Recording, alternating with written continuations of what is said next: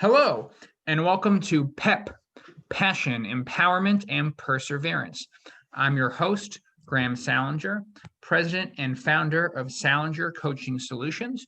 We empower success by empowering people through leadership development, coaching of teams, and their leaders. I am joined today by Kai Stabell, who is a former UN official who specializes in problem solving, project design, implementation and management and evaluation, conflict and impact assessments, mediation and negotiation, disarmament, demobilization and reintegration, mine action, post-conflict reconstruction, and he focuses all of his work on the importance of universal empowerment and equity. Kai currently serves as a senior policy manager at the University of Michigan Health Systems, while also being the founder and principal at the Consortium for Conversational Conflict Resolution, an advisory and training body that supports businesses, nonprofit organizations, and NGOs as they navigate change and confront conflict. Kai spent a decade at the United Nations Development Program, starting with the Bureau of Crisis Prevention and Recovery in conflict prevention and disarmament, demobilization and reintegration, followed by UNDP's gender team focusing on democratic governance. Lastly, as part of the UNDP's Leadership Development Program, lead as Deputy for Mine Action in UNDP Iraq, followed by work on inclusive development as part of the Poverty Group in the United Nations Development Program's Bureau of Development Policy, before concluding as a member of the Bureau of Management working in the Security Office. So a lot of work doing peace building work at the United Nations and now as a consultant. Welcome to the program. Thank you. You can now hear why we have so many acronyms at the UN, Yeah. That would have been BDP, BCPR, et cetera, et cetera. It would have made it easier for you. But thank you for spelling it all out, Graham. Yeah, no problem. So I focus my practice at Salinger Coaching Solutions on empowering people's passion, purpose, and perseverance, the 3 Ps, as the sort of backdrop of my pedagogy. So I want to start off our conversation, Kai, by asking you about how you developed your passion for peace building. Thank you again. And it's a nice question. It's one that I think it's important to ask when you engage both young and old peace builders. Sort of what's the spark? For me, I can think back to a few things, but one thing that stands out is that growing up in Norway, every day all students would work on something called Operation Days Work. Operation Days Work meant that a student body, so all students are organizing this, no grown-ups involved per se. You pick a conflict, anything from Cambodia to something in a foreign place where something needs assistance. And then as a whole nation, all kids get a chance to work one day. You get a day off school, and whatever you earn goes totally towards this project. That's how I learned about a lot of countries now referred to as countries in the South or developing countries, etc. But it's also how sort of that first chance to see, hey, it actually matters.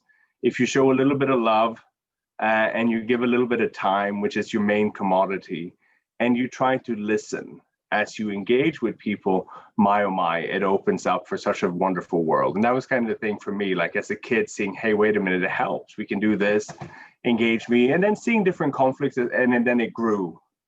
And yeah, long road, but a very happy one. And can you sort of tell our viewers how you went from that experience working your way all the way up into the United Nations? And of course, Graham.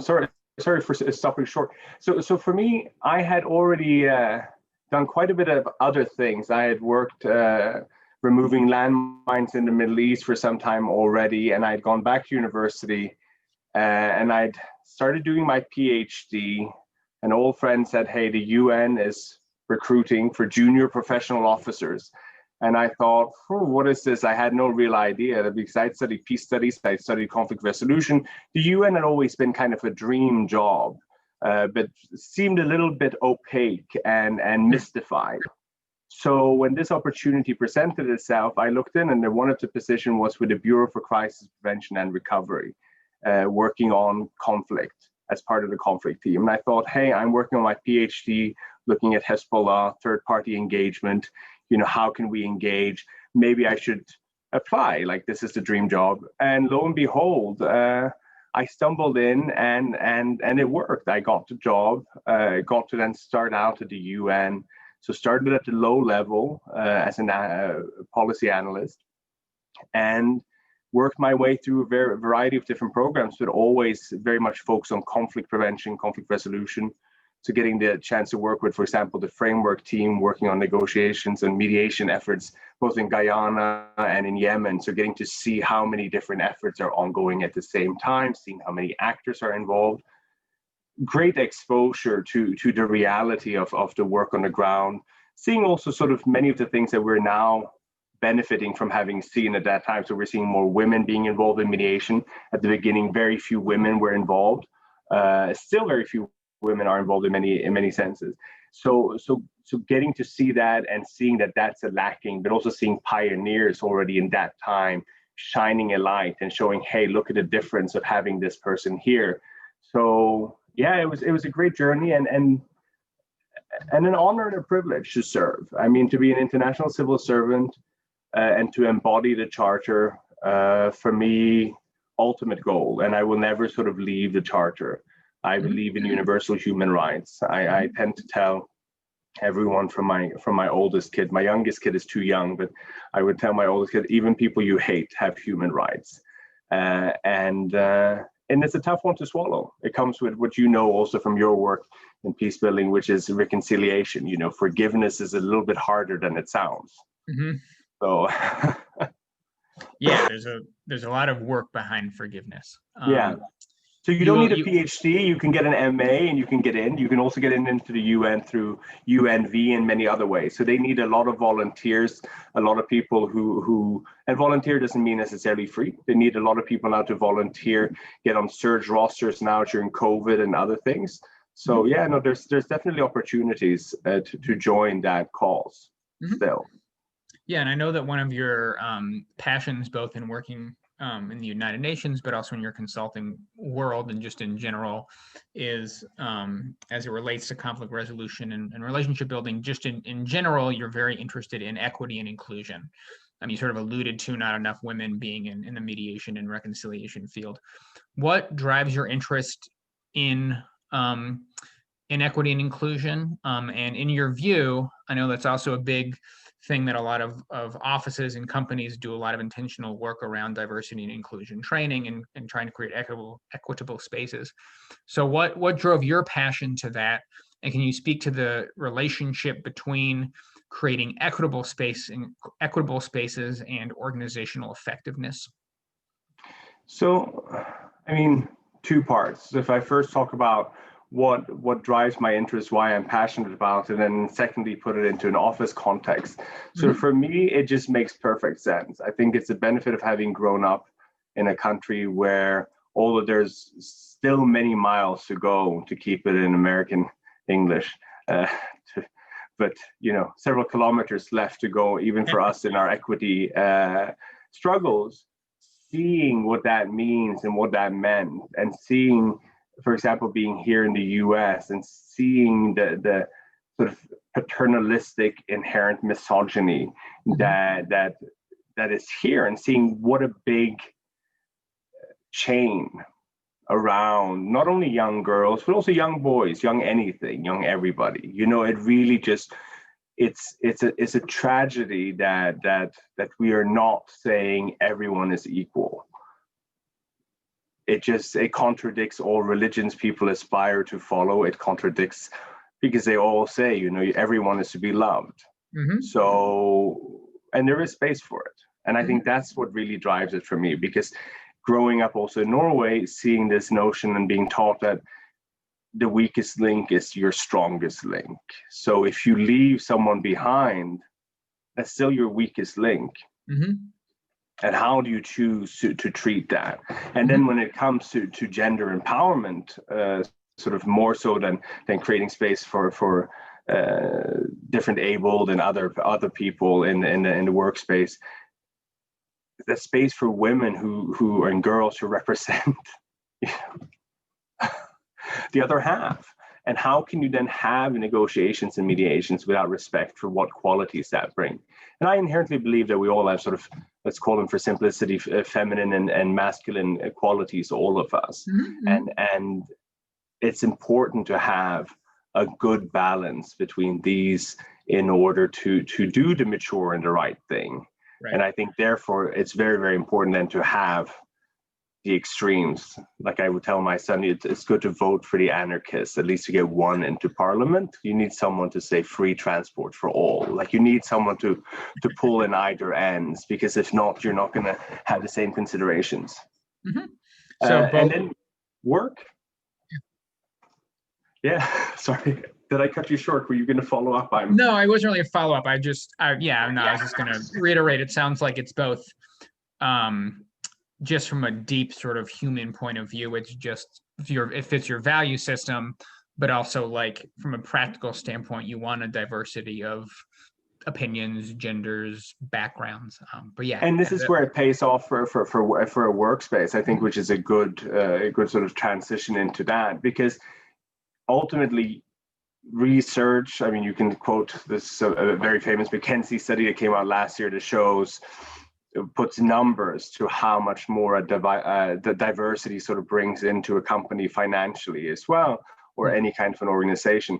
But one thing is having diversity, and one thing is having token diversity, and one thing is sort of giving diversity or having a DEI person come in and not have a budget, or have a course but not have an implementation plan. I think the world, the World Bank had their own evaluation unit, which is separated from the World Bank. And one of the first encounters I had with the IFC at the UN was learning from them how important it is that if you do any kind of a training, if you don't have any follow-up, because the UN is a conference organization, you're there to spread the word in many ways and help educate. Mm-hmm. So if you then, sorry, I'm correcting myself here, if you then don't follow up any kind of training within sort of a week, half a week, with concrete actions, a plan to action, someone who's calling in, well, that money is not well spent. It it proved very quickly. And learning this, it's the same with DE&I. But DE&I has an added sort of thing, which is you need to understand that if you're not willing to or able to change, because you can't really change everybody. You can't fire everybody. I mean, we can transcend to police talk afterwards, but this is one of the big issues with the police departments, which are doing a lot of work to change here in the US. But you have a culture where people, you would have to change all the people or accept a more gradual change. Mm-hmm. And that's the thing here also. It's like, it doesn't help to have a cool DE&I course where people do a test to see, who do I react to and what irks me, what doesn't irk me. You need to have concrete follow-up. You need to walk the talk. Mm-hmm. And you need to show it. You need to show it. If you don't already have a board that reflects diversity, you need to really think about how do you do it, and do it genuinely. And don't tell me that you can't find also when you hire that, we can't find people of color, or we can't find women, or we can't find this. You just want to look in a different place, or in a new mm-hmm. place, or you want to mm-hmm. tailor it. You really want to ask yourself, what is it that you're trying to achieve? Right. And I think that's the important thing with DE&I, because there's so many good initiatives. There's so many good examples of what can be done, but you need guidance to do it. So you need to understand that your culture is going from a homogeneous culture to a heterogeneous culture. Mm-hmm. And I think you also need to pair it. I mean, you sort of mentioned it takes cultural change, right? And organizational change. You also need to pair it with your institutional, priorities. It's not just a matter of gaining set demographics. It's also thinking about what you're missing by not having that set demographic, which means you have to think about mindset. Sorry? A positive mindset. I like that. Mm-hmm. Yeah. And we'll get to goals in a moment. So I sort of to reiterate what we do at Salinger Coaching Solutions, just 2 entry points. I work with organizations that need a boost in addressing some challenges that are setting them back through individualized coaching for leaders, but also teamwork development for teams. So I draw a lot on my background in peace and conflict resolution. So in your experience, how can change create conflict? And what are some things that leaders can do to be prepared to mitigate the impact of such challenges? I think it's bouncing exactly off your last kind of sentence where we collided. It is how do you read it? It's perception. Do you choose to take it as a positive action or a possibility for a positive action? Or do you choose to take it as a possibility for negative action, stagnation? And I think change there is inherently always an opportunity for positivity. Mm-hmm. So seeing it, but also being transparent, because understanding that looking at organizations and looking at the difference between certain cultures is how mature are you allowed to be treated in your work situation. For simplicity, I mean, it's maturity is sometimes an uncomfortable sort of yardstick. If you tell someone that their behavior is juvenile, etc., it can be quite hurtful. But if you think about how you're treated with how much responsibility or how little responsibility you're given in a work situation, or how much you're allowed to know and how curious you are, that really, really has an impact on how you thrive as a human being. And I think understanding that in the change process, and be humble, listen. Some of the best leaders I've engaged with have been the ones who sort of left the boxes out when they've come into a new office, or if they decide they're going to do something, that says things that worked, things that didn't work before. And then after 15 days, also having that conversation. Also with change, important to see it as a continuous process. So with change, yes, you have your change management process, but is it going to be an eternal change management process? Do you have an endpoint in mind? And when that endpoint comes in mind, what kind of checkpoints do you have as you go further out? I think that really matters in those settings. Yeah, especially if you have to deal with something really, really new. I mean, we have big cross-cultural differences, even at the UN, obviously at the UN. But, what does that do when you put people from same goals, don't get me wrong. And I think that's that important thing you have to remember, is that people have goals. Like it's very easy to read things. You have to remember what is within your control and what is outside your control.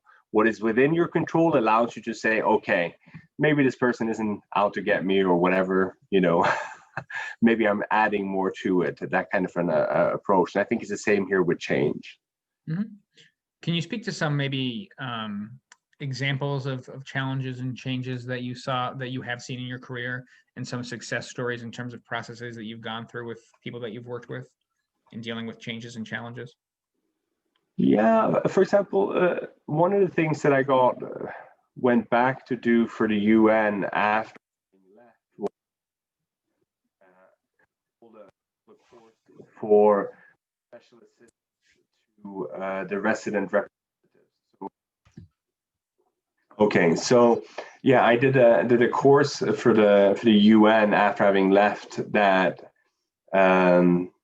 was a response to conflicts within the offices. So these special assistants to resident representatives had a longer course in New York. They're called in from all over the world, and they had been asked in advance, what hinders your work as a totality? And it was conflict within office. You would expect, and that's a very common thing if you think about it, because it's us and them, those are on the other side, and that kind of mentality.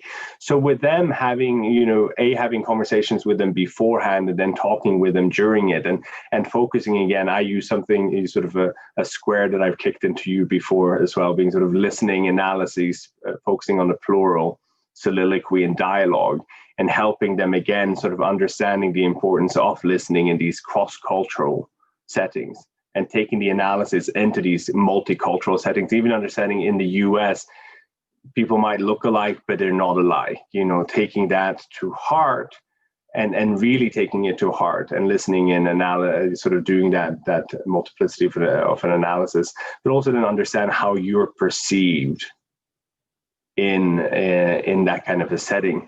So coming back for them to then help them see, okay, when you are in a country office situation, you're maybe a young, because these are young, very sort of highly motivated people, these special assistants, and you might be an American, 32-year-old woman with a PhD or whatever, and then you end up working for someone who might have views that you wouldn't even associate with your grandparents, and realizing what kind of an hindrance does that do. So we worked on how can you then, when you go back to the country office, set up conflict resolution mechanisms internally in the office. And that's sort of what I would push for always is, okay, you have an HR route to go, you have your regular route, but how do you, and having the benefit of having offices all over the world, many cultures allow for different ways of resolving conflict, which are quite different. So then borrowing freely from many and allowing it to fit for the specific,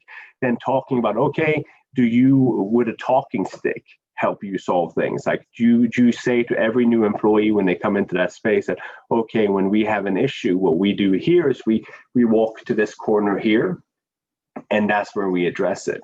Or do we have another channel, but ultimately something that forces you, sort of, I say organic chickens need a fence. You create a little route that forces ultimately a face-to-face conversation, because you want these kind of conflicts to be addressed. So we're showing people how you can then set that up, create a neutral space, have the third party, use an ombudsperson, use other persons that exist either within companies already or outside actors if you feel the need to. Communities offer it through peace centers, etc. But those, So giving that kind of training, I kind of got lost there in all the talking after but so for change, that's something that I've done with the UN. Does that answer your question? It does. Thank you. Speaking of the UN, I mean, one of the things that I work on in coaching is helping leaders and teams clarify their goals, and goals can be process goals, but also outcome goals, and sometimes those are mismatched for whatever reason, or sometimes a leader's goals are not aligned with their employees' goals, right? So I know that the UNDP specifically, your time with the UN had very specific goals. So for the viewers that don't know, what are some of the goals of the United Nations Development Program? And what are some of your key takeaways from your time there that sort of translate in terms of setting goals and best practices for setting achievable outcomes? So at the UN, it's aligned. So currently it's the Sustainable Development Goals. So if you type in SDGs and United Nations, you will see what the United Nations have agreed to work upon. And then as you work your way down the system, depending on what agency you are and in what nation, wherever you are, you tie your deliverables up towards it ultimately, be it through a country program, be it through a regional program, but then again, through your office, through your manager plan. So very similar to what you're talking about, this kind of a goal setting and accountability system. But the other thing, though, that allowed us to do projects was a willingness to allow us to learn new ways of doing project management.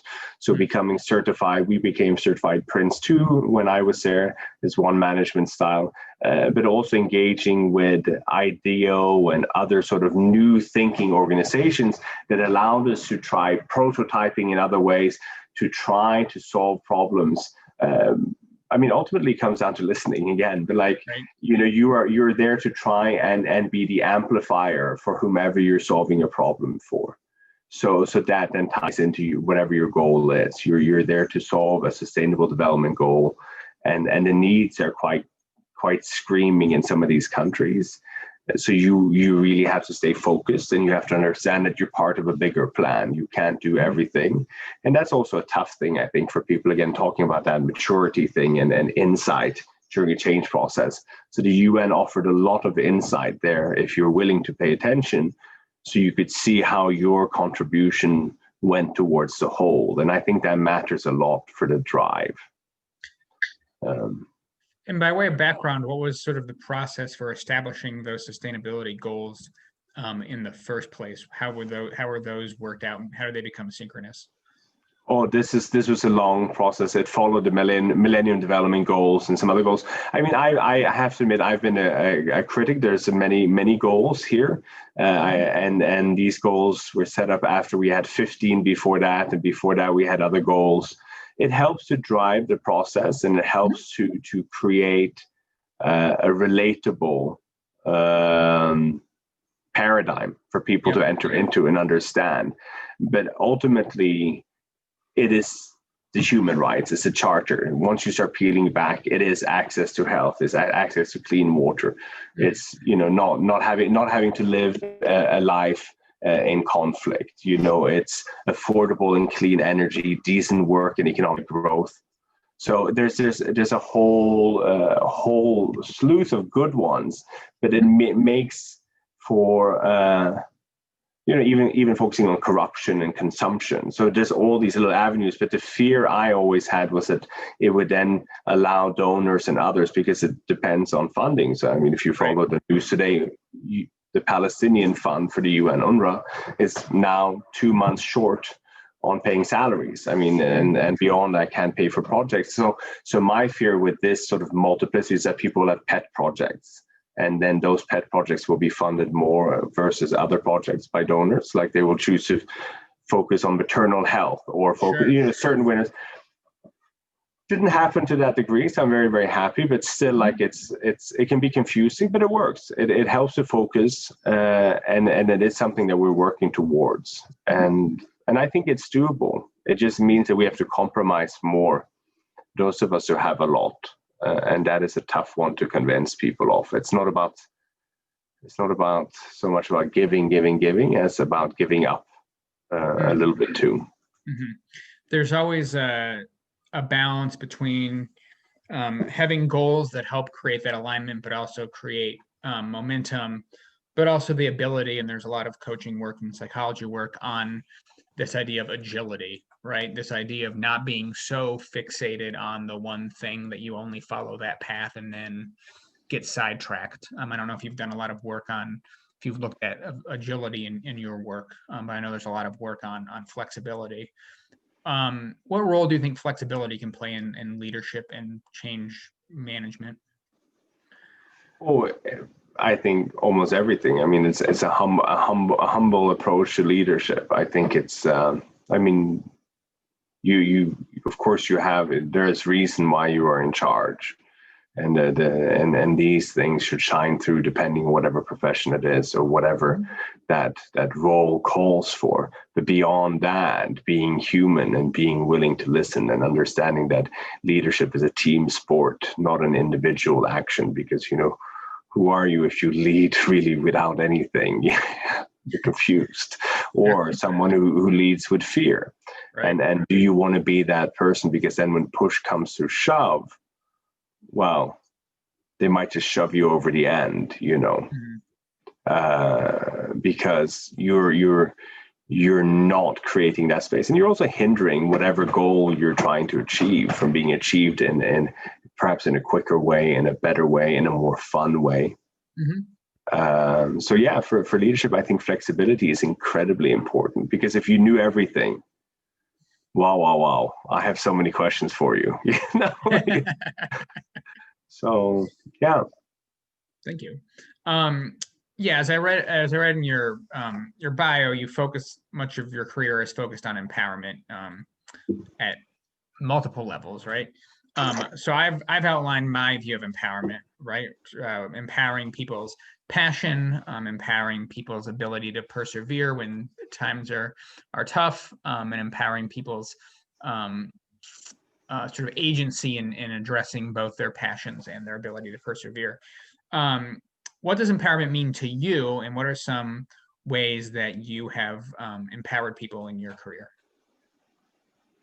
I mean, for me, empowerment, so there's an individual level or seen in other people. So at an individual level, it's when you suddenly realize you're at the right end of a lever. Someone, something, somebody steps at the other end, and suddenly you suddenly know something you didn't know before. You're able to do something that for me is empowerment on a sort of personal level, but empowerment on a sort of towards other people is helping people understand and become aware of their rights, their abilities, what they have ahead of them, that the moment is now, this is the time you have to do something, and you can pretty much do anything. So, yeah.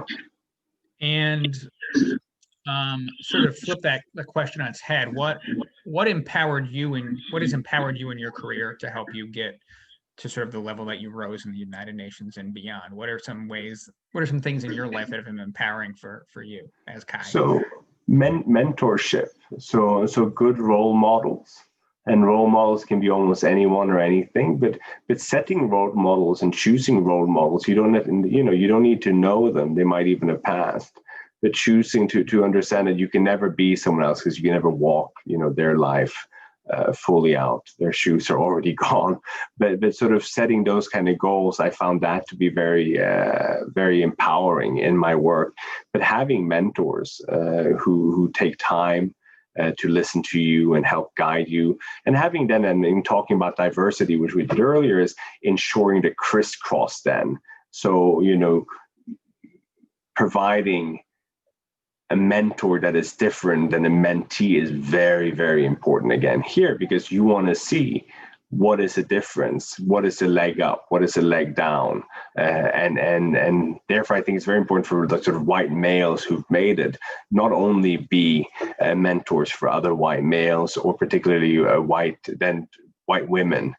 They should instead then be mentors for African American, perhaps here in the U.S., if we want to keep it as a local comparison. So that I have found to be incredibly important. But then also the opportunity and encouragement for further education and self-growth.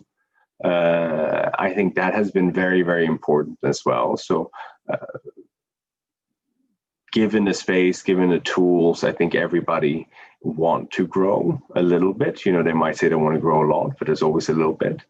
And then ultimately, for me, it has been the community. So the culture of the workspace, what it meant to be an international civil servant, and to serve with all these other people and understand that we are engaged in something that's going to go beyond your lifetime.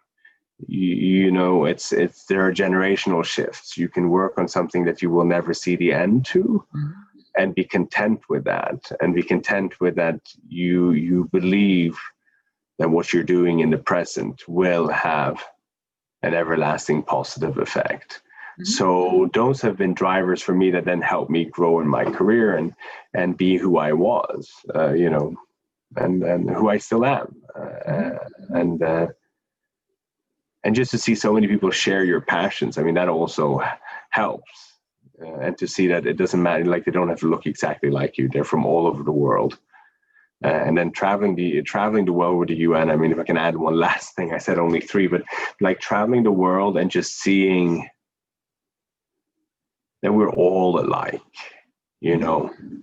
everybody wants to dance. Everybody wants to go out, wants to send their kids to a good school. Everybody wants to be with their family, make new friends.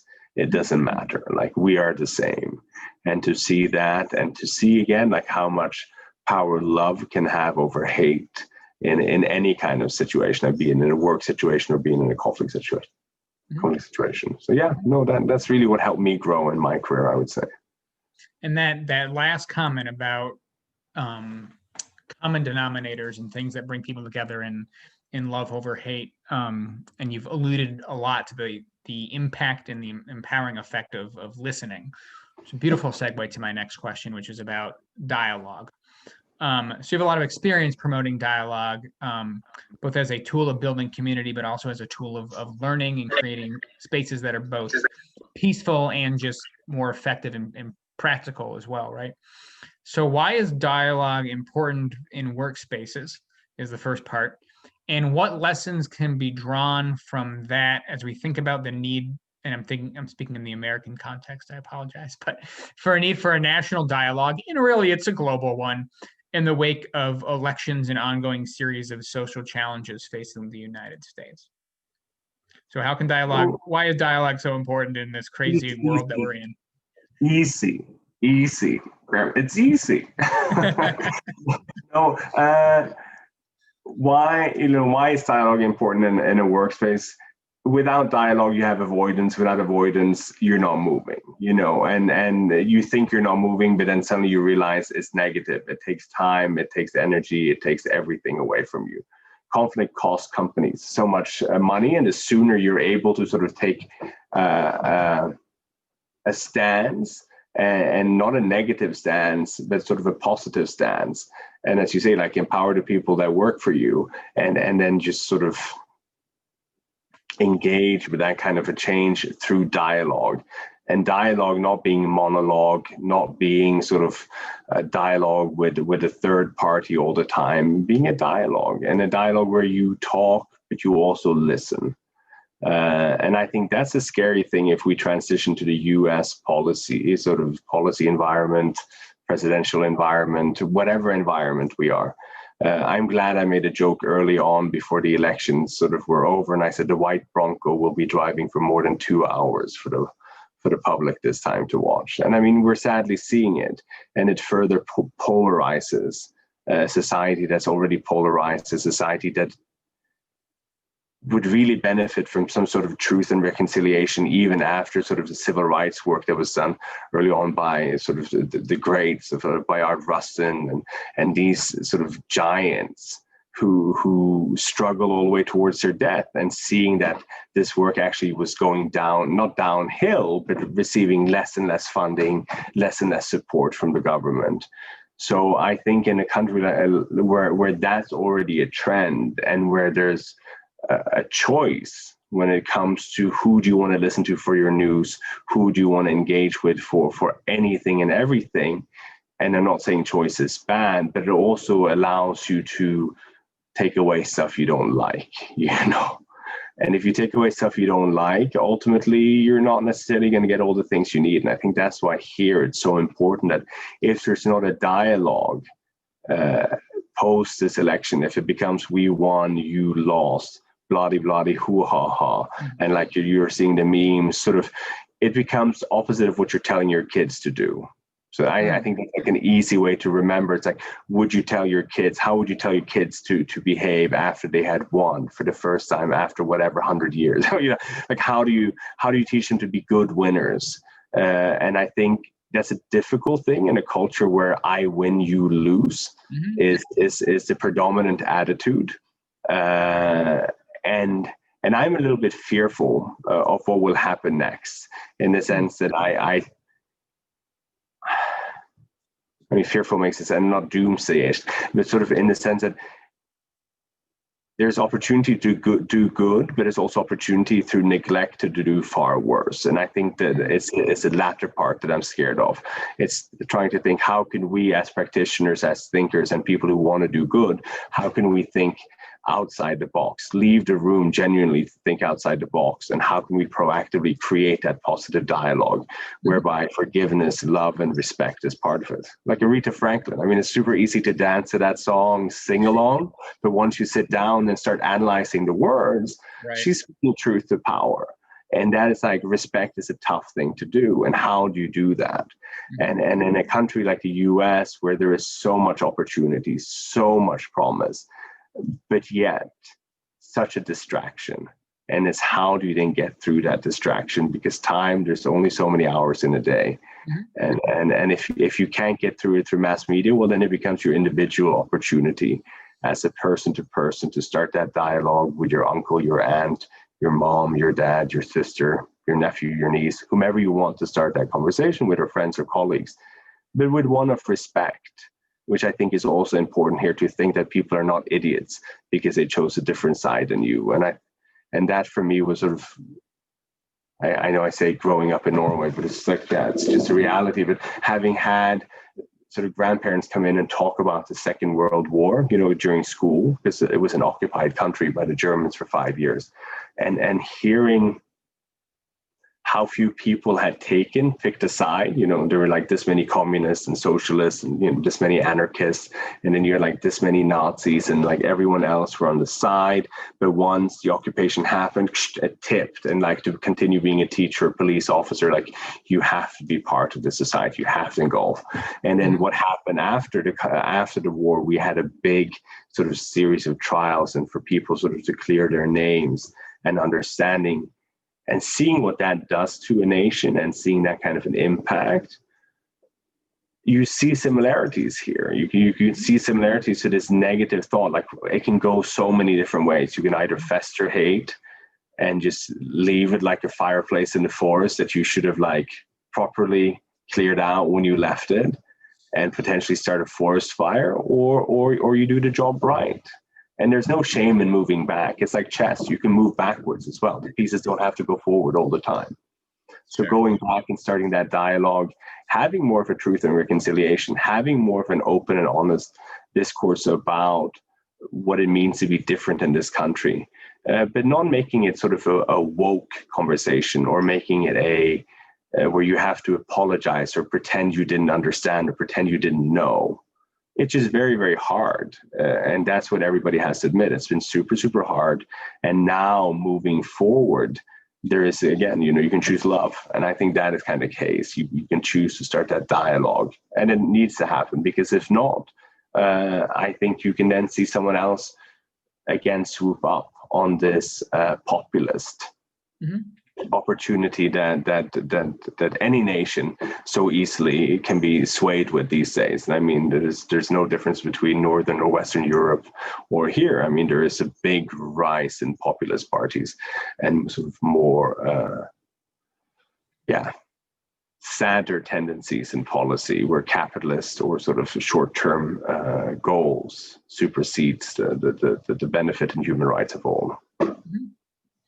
And having said that, I'm sure that a lot of the work that you've done has given you the international, you come with an international experience, both, not being raised in the United States, but also just in the work you've done. So outsiders view looking in on the United States, your perspective is a little different than mine. But what gives you hope as you think about things that you've seen in other contexts, and then if you apply that lens to what's been going on in the United States? I mean, I'm also coming to you at a time in COVID, and there's just a lot of other things to work through before. Look, Graham, I think there are always these positive sort of sparks, and those are the ones that, I think there was a funny video many years ago that went around on the internet, like, it's not the crazy first person that's the thing, it's the first follower. Once you have one follower, suddenly more people come. And having seen during this time here where communities have come together in a place where that's part of the structure has been missing, has been absent for whatever reason. There's no point in walking backwards into the future. But having seen people stand up and take charge. I have a very good friend of mine who've been doing sort of food delivery in Detroit and taking up that, but sort of sparking from that into other things, focusing on friendship, for taking that and leveraging that, and watching also the drive to get people to take part in the election, etc. But again, the sad part, not to always have sort of the negative break, has been that again it's very preaching to the choir. So it is how do you break that divide? And what gives me hope is that people are acknowledging that now. You're having people who are saying, okay, if we're going to do this, we have to do it right. So you're seeing those people, and you're seeing those people in potential positions of power or in potential positions of influence in local communities as well as on a national level. So yeah, much can happen. Again, you can choose yourself how you want to contribute. So for me, I want to contribute on the positive side, but I also don't want to be patronizing Sure. to those who have lost. And I think that is a big danger point here in the I win, you lose culture, because we have the same all over. I'm not better than if you put me in a room with a Swede and a Dane, we'll argue as well. I mean, we get along, but we talk down to each other, etc., and these kind of things. But ultimately, there has to be that humor and love and happiness and understanding that collectively is really the only way forward for the US as well. Because look at the stagnation, what it has done to the country for so many different intervals during the last century. You can look at different time periods in your presidential sort of good times and bad times when there's been collaboration versus non-collaboration, and see what has been achieved. Right. I mean, you spoke earlier about the cost to business and companies when they're not collaborating and there's not input and there's a problem with power, there's hierarchy and there's conflict, right? That you might not be bleeding from war, but you might be bleeding financially, right? And I think that when there's polarization in the United States, it's also never one party might win either way. And I'm not taking a side on that, but people often feel like they're losing in a win-win political or win-lose political situation. It's the same in war, right? You want to win-wins. You want everybody to win. If you're a company, sorry? I said you can have a triple win. There's nothing holding you back. Right. Awesome.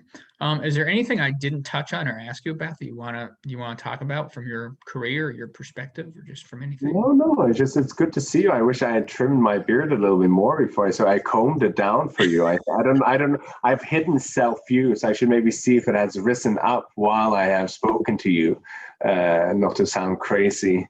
Oh my gosh. No, it's still kind of half down. There you have it. You look great. So I'm just happy to see what you're doing. And I think it's good that you're crossing over. Sort of, I'm also very fascinated by this similarity between all kind of conflict work and how there are tools that you can leverage if you're willing to not believe that one tool is a panacea as you engage with different clients and different environments, and that there's that room for growth all the time. So, hey, I don't know what else to say. I'm just no, it's great. Good luck further on. Thank you. I appreciate that, and that's a good point you made about sort of the tools, right? Like the tools are the people, the tools are the human capital.